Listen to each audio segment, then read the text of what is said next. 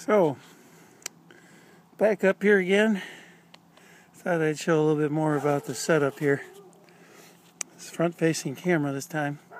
So I got a rigging plate and a safety lanyard there. She goes up here like there onto that hand descender. And the hand descender is set, so should my prusik knot not work. And it was slipping a few times, to be honest with you. And that would catch me, so that's good. So right now I have it rigged up on my revolver that I can pull myself up 3-to-1 ratio. This one is the locking, double locking. And up here I got my hand loop, which I use to pull up. With the rubber gloves though, it's kind of tough to go hand over hand. That's the one thing I got to work out with this system, because my hands keep getting stuck on each other. And down here, notice that I've got a carabiner through my Weaver saddle, and then I have my own bridge I made up. So if this bridge lets go, then this bridge takes over through this carabiner onto this rigging plate. I've also got a ring, so I'm double tied in on the ring. See if I can get a good view of that right here, right there. So as you can see, that goes through both of those. So double bridged and double ringed and double tied in with the webbing to the carabiner and also the prusik knot. This looks like sort of a Valdetane truss modification in accordance with the instructions.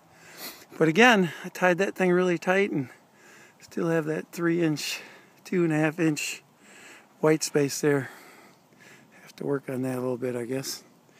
Anyway, I've got a safety knot tied in there. It's coming undone though, so I have to redo it. In case I were to slip down, that would hopefully stop me, temporarily anyway. So, a single rope goes over, and I am tied in on my harness, but it's not tight. So should this let go, I've got the red strap on the ascender and my lanyard safety.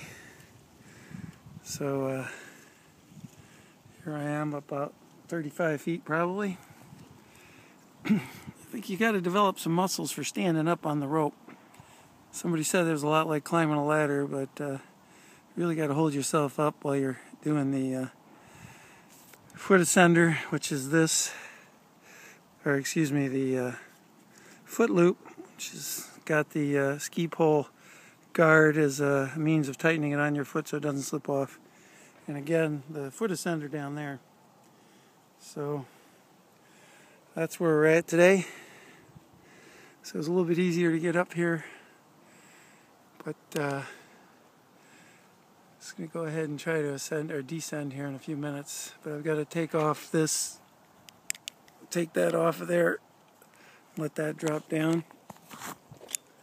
Now, just to show you here, I've got this is a 22K strap here. It's very short, about 7 inches long. And on one side it has this screw locking carabiner that holds the foot loop web. And then as I pull that through, you can see it pulls through, and it's being held in place by the stitching. But it's not life support, except maybe for when you're pushing on the foot loop. But that's being held in by that carabiner right there, like that. So I don't think that's going anywhere. So we're going to go ahead and descend here now.